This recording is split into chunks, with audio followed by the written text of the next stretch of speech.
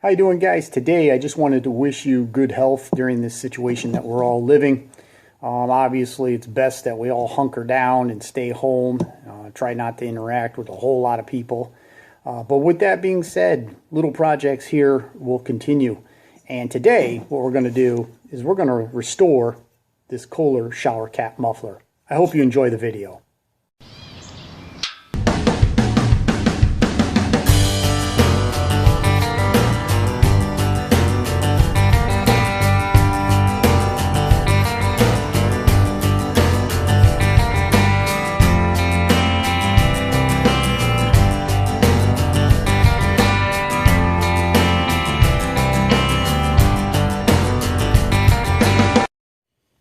As you know, if you're into these vintage tractors or vintage power equipment, the Kohler shower cap muffler is a pretty sought after piece for restoring your item.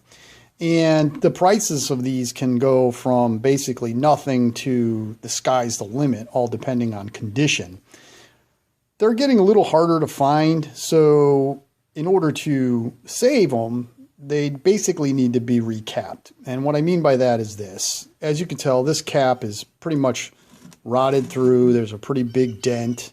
And it's very typical of a shower cap muffler. And the shower cap part of it is the back. That's really the special piece. The top of it itself is not really that special.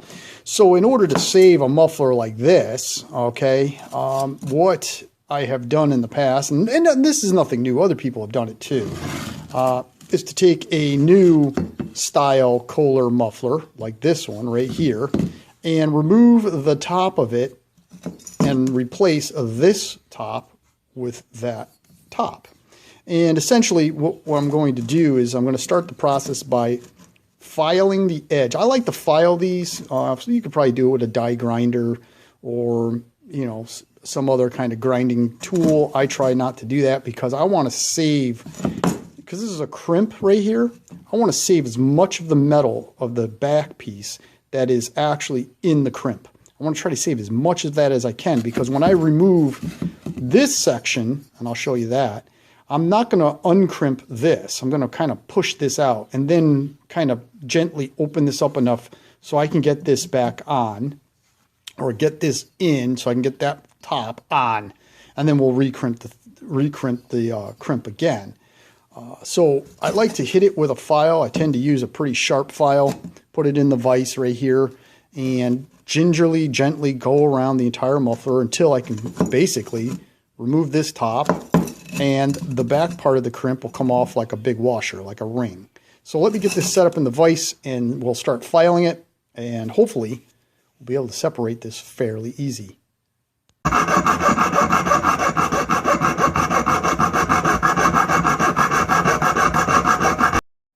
As you can see, if you go around real gently with the file on the edge, the back piece will actually start to separate right off for you. And the actual back piece of the cone, which kind of swings up to make, or to be crimped in, you can actually see the edge of it right there. I'm not even touching it. I'm just basically filing through that crimp in order to saw through it, so I could just gently pull it away, and all the way down. Once I get finished with this, theoretically, I won't even have touched the back piece. So let me go ahead and continue doing that, and we'll get this thing apart.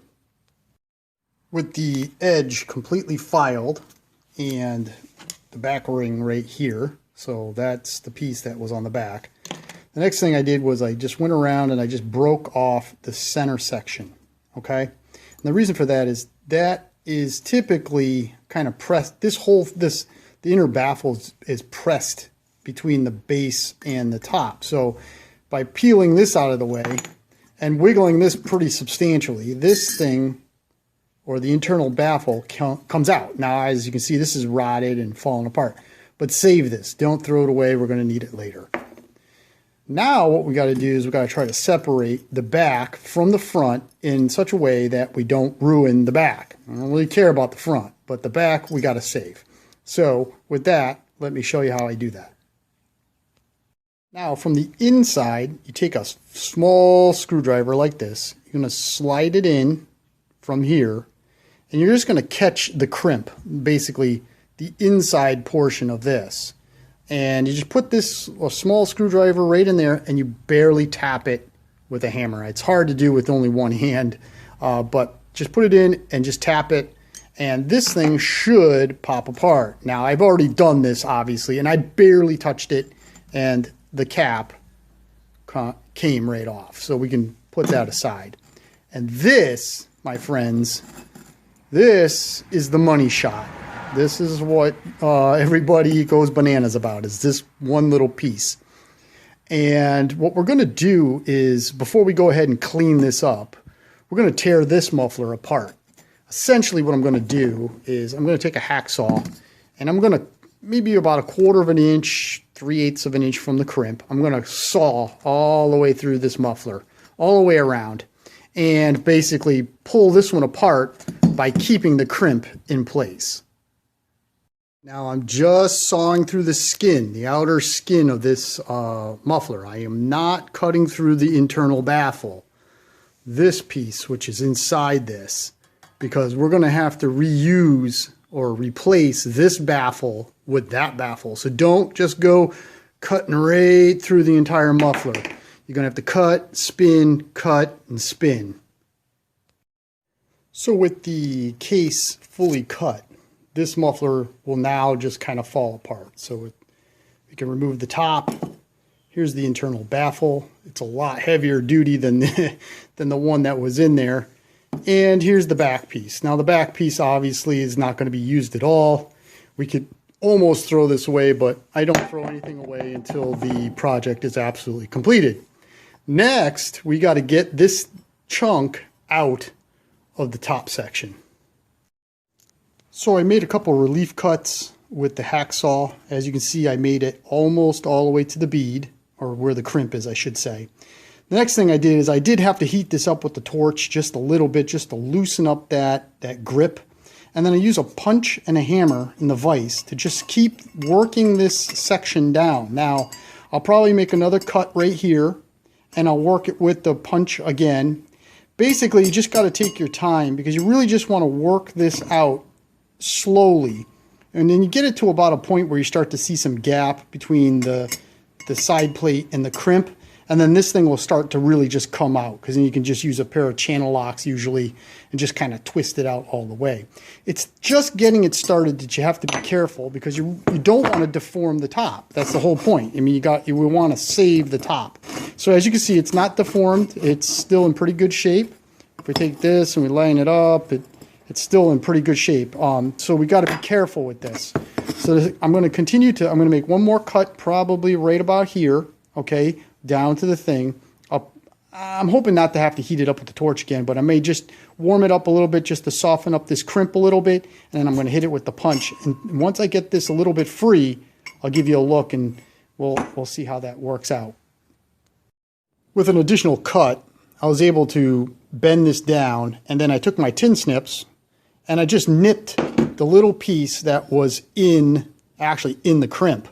So now what I have is I actually can squeeze this with my hand almost. You can see that this thing is starting to come apart. What I'm going to do is I'm going to actually use my vise. I'm actually going to put this like in this position in my vise and use the vise to actually push this piece completely out. And what that will leave us is with the crimp of the original cap completely in place. A bit of bending and twisting and a little persuasion with my channel locks, I was able to get this back piece completely out of the crimp. And as you can see, the crimp is still factory. We're going to have to manipulate that a little bit in order to get the back piece on, and I'll show you that in a minute. But I was able to not deform the face. The face is still nice and round.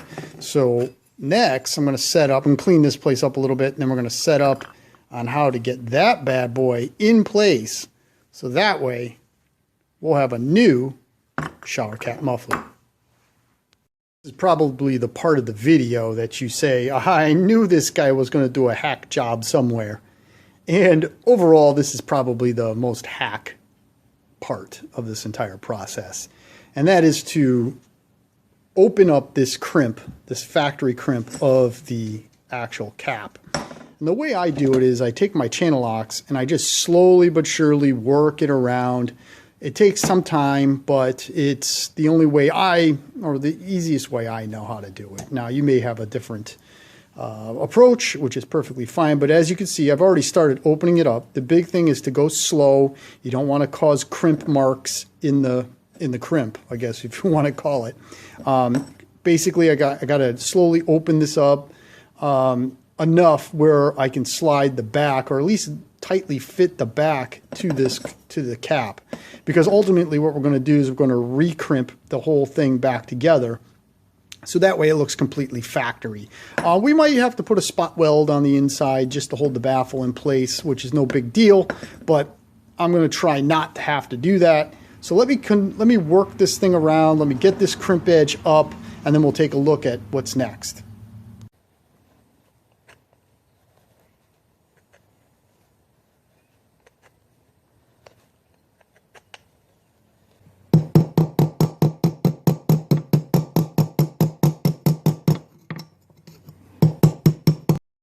As you can see, the crimp is pretty much been opened up. I did it with the channel locks a little bit, then with the ball peen hammer just to smooth it out. There are a couple crimp marks from the channel locks. That's not a problem because we're going to smooth all that out when we put the muffler back together. The one thing you want to do is make sure that you kind of don't go too crazy. You want this to fit as tight as possible. Let's see if I can get this thing in with one hand. Probably not, but I had it in there, and oh, come on, you can do it. There it is. It fits tight. I can shake it. You hear just a little bit of wobble, but essentially it's right there. This crimp is ready to be, obviously refolded in, and I'll show you how I do that. But before we can do that, we have to do a couple things. One, we have to make the new internal baffle, so we'll do that first. And then we need to clean this all up real nice, so that way when we put it together, it's all clean and it's ready to be coated. Now, using the old baffle as a template, I'm going to mark the new baffle where I need to cut it down, and I'm going to cut it a little bit, longer than this, so that way I can fit it to the base and to this cap. I am going to have to clean this inside area out really good, so that way when I go ahead and start to fit this together, actually this will go in this position like that. Obviously the bigger portion will be removed. We'll get it to fit real nice on the inside. This end already, because that's the way it was made, will fit the cap itself. So I'm going to mark it, cut it, and then we'll start to fit it together. Okay, with the baffle roughly cut to the size that I need. Now it's actually just a hair lower. Interesting. But really what the measurement that we need to do is we need to take this. Okay, first off, this thing drops in nice and flat into our cap. So we got to take that out. And we need it to sit absolutely flush up against this. We take the baffle, we drop that in. We take our cap, we put our cap on, and we notice that it doesn't want to drop all the way down. It's actually hitting the baffle itself is a little too tall. So I'm going to need to kind of go back and forth and file it, to fit. So that way I can have as tight of a fit as possible when I make that final crimp. So let me go ahead and continue to file fit this to the muffler back, cap and back, and then we'll talk about going ahead and thinking about crimping this all together.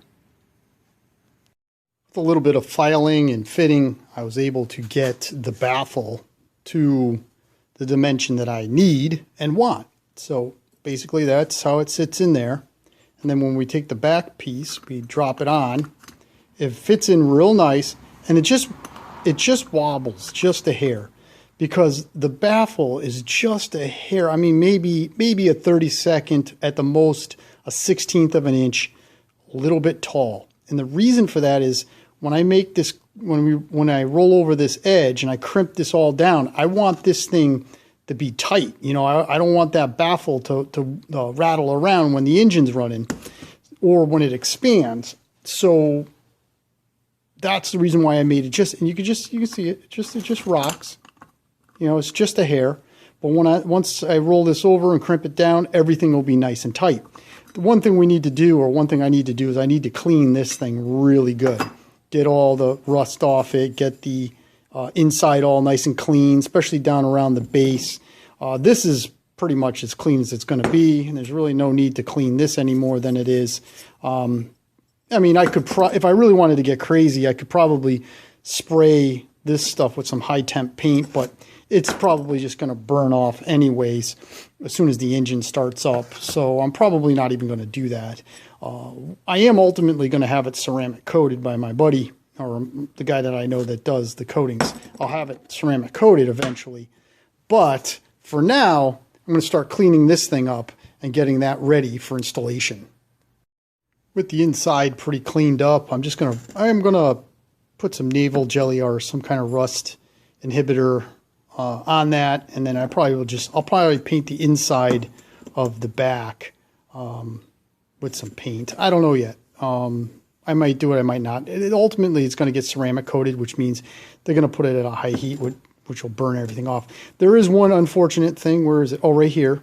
If you look right where my finger is, there is a little split in the threaded area.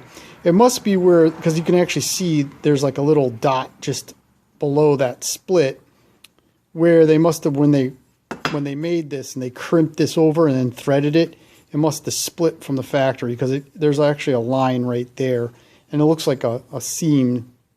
But in any event, the only thing we have to be wary of is you can't take this muffler and crank it onto the pipe, the 3/4 inch pipe. But with that being said, here's our spacer, our baffle, and then we take this and we put this on top. This thing fits absolutely perfect, and when I tighten it down, it's going to be amazing. So I'm just going to do some final cleanup on this, and then we're going to actually reassemble this muffler. To start the recrimp of the muffler, obviously I have it in the vise. The baffle's in the center. I have it tightened down just a little bit to put some pressure on the cap and the base, and pinching the baffle in the center.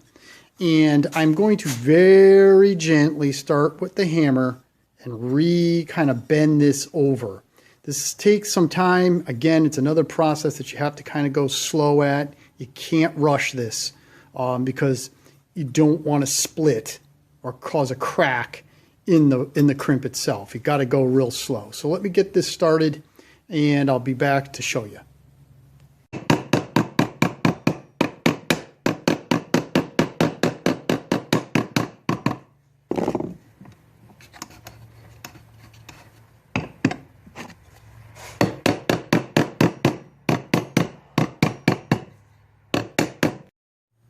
So as you can see, I'm gingerly rolling this edge back over. Now I'm doing that with the hammer because it's the easiest. To make the actual crimp, I think I'm going to use my press in this case. Sometimes I used to use my vise to make it, but I think I'm going to use the press and actually really crimp this down nice and tight. But for right now, I'm going to continue. I do have a little bit of a bobble right here, but as you can see, it's rolling over real nice. The key to it is just to take your time and go slow.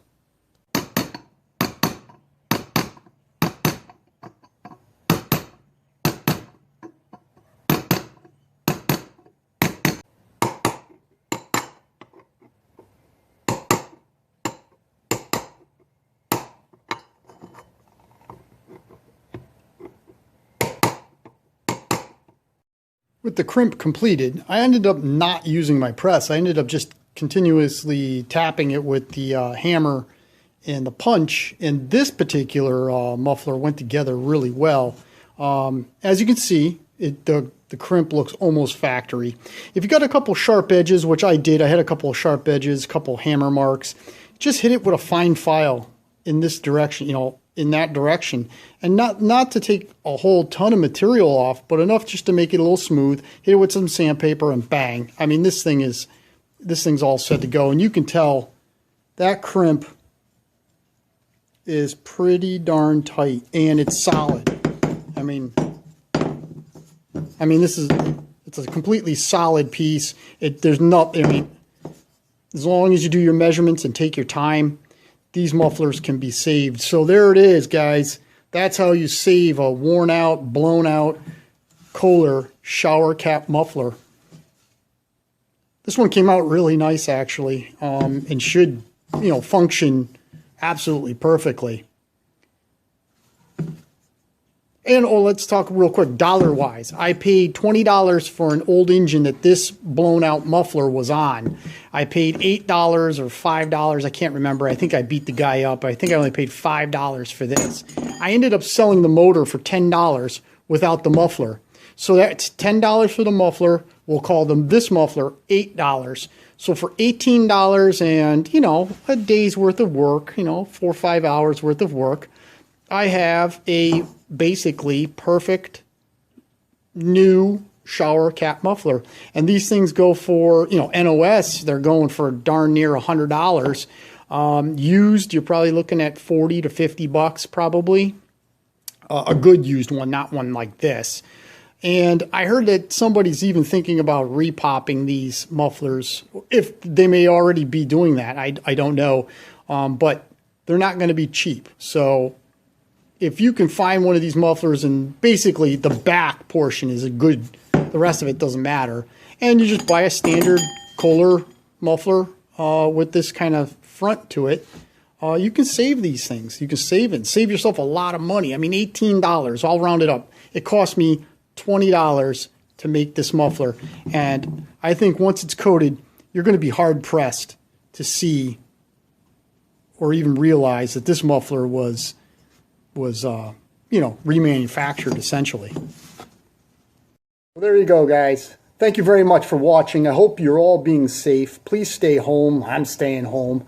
And if you could find little projects like this to fill your time while this nonsense continues, why not? Save yourself a few bucks, and make your tractor or your small engine project the way you want. All right, thank you very much for watching. As always, thank you for spending time with me. Please subscribe, please like, please share. If you find these kinds of little projects for small engines, tractors interesting, please subscribe. And as always, I hope you're safe, I hope you're healthy, and have a nice day.